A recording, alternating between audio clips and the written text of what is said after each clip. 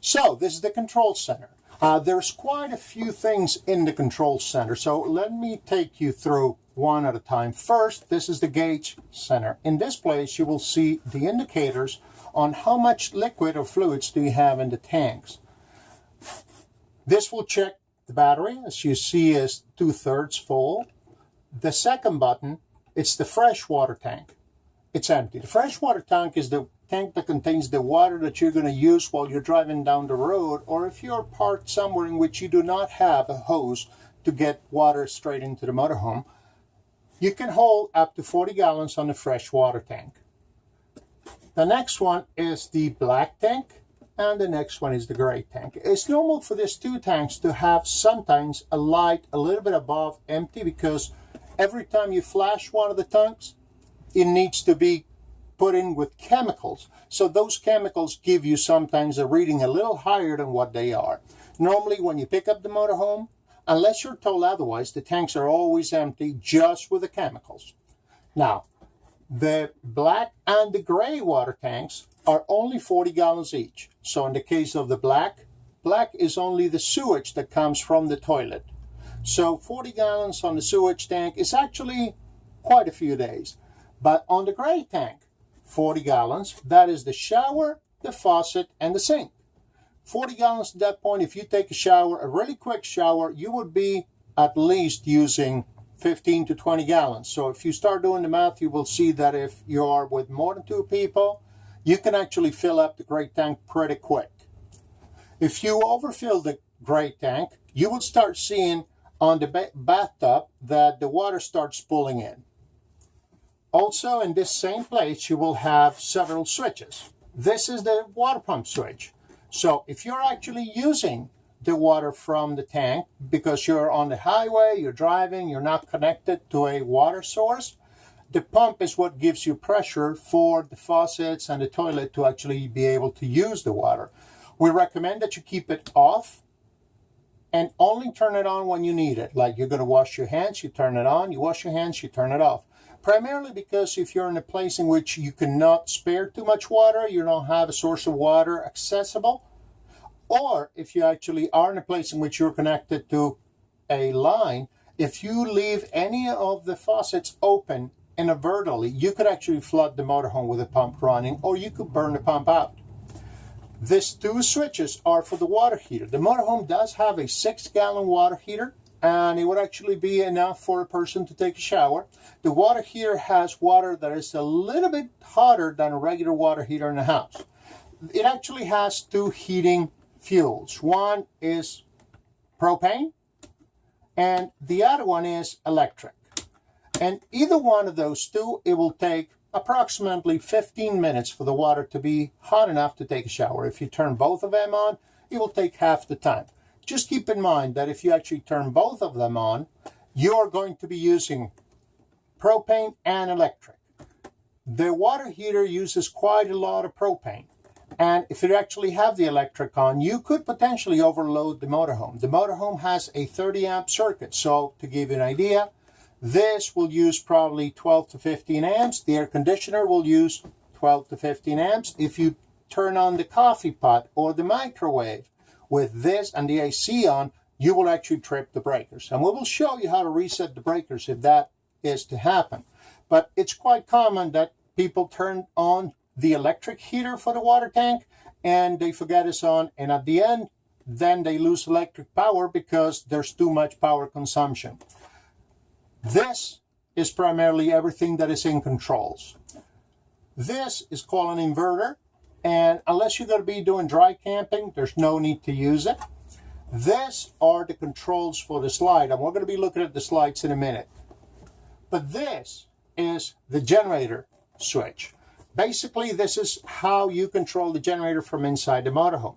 It does have an explanation on exactly how the process goes and what you should do to be able to turn it on, but just to show it to you, you just need to press the stop button and prime. So when you press it, you're going to keep it down for a few seconds. The red light or the yellow light will go on. You leave it for like 5-6 seconds, and after you do that, you let it go and you press and hold start.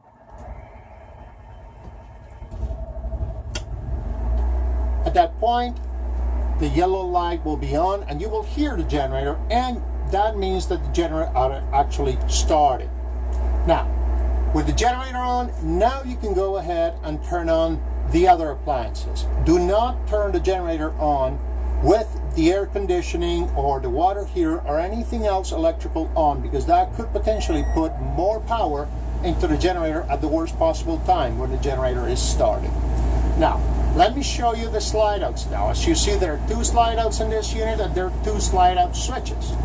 The top switch is for the back slide out, and the bottom switch is for the front slide out. Now, to be able to open or close the slide out, you basically press and hold the button, and the slide out will operate. Now, before you do that, you need to verify that there is nothing in front of the slide out. So let me show you that. Pause. So, this section is the slide out. You can tell that this is the slide out because you have a piece of the wall that actually comes farther out along with this one. So this whole section, this whole box is a slide out. Basically, this section will actually come in or move out according to whether you want it in or out.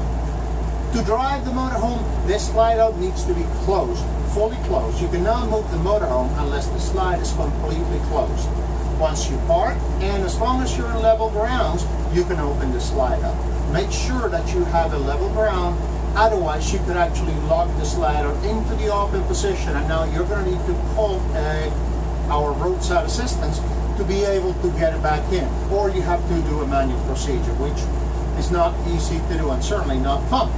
Now, before you move the slide out, you always got to watch the path of the slide out. In this case, we're moving this slide out in, so we're going to watch if there's nothing in front. Keep in mind, as the slide out moves, it will move everything in front of it. So we recommend no heavy objects, no person in the slider when it's time to move.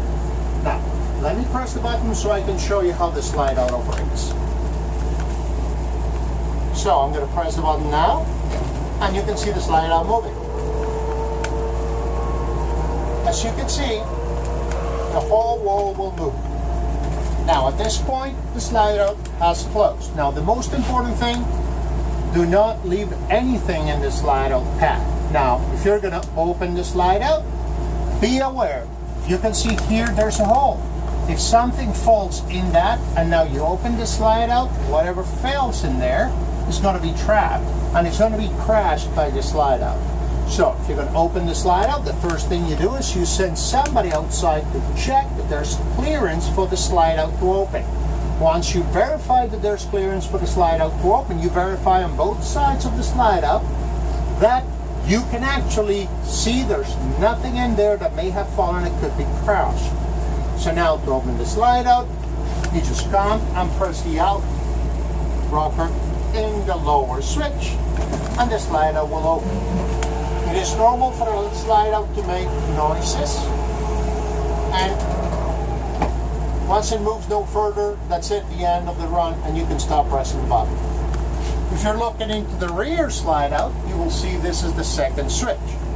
And it's exactly the same procedure, but the slide out is bigger in the case of the rear. Let me show you the rear slide out. So, this is the rear slide out. This is where the bunk beds are located, and you have all the storage space in the cabinets.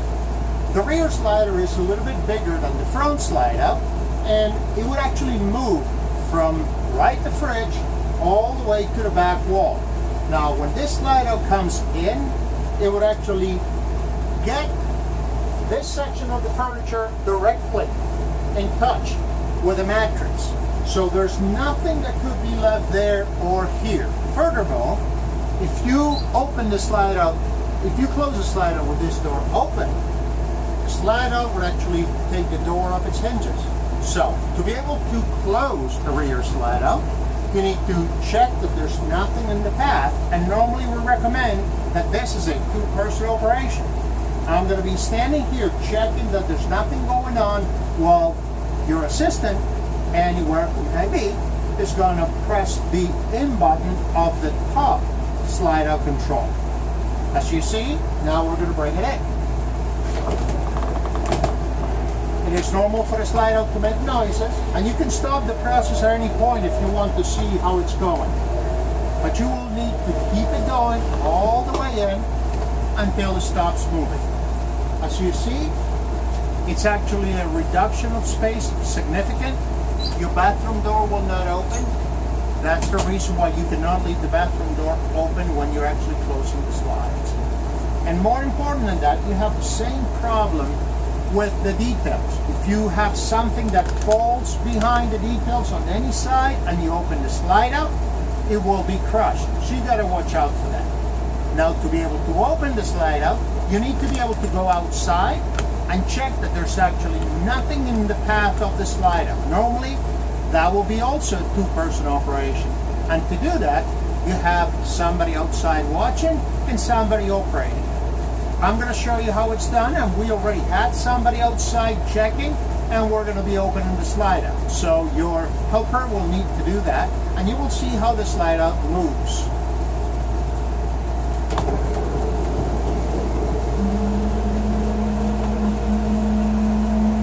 Again, you could hear a lot of different noises, not only because of the movement, but also for the air pressure that is actually increasing the capacity of air in the motorhome. But as long as you don't have anything in their path, the slide outs are simple and easy to use.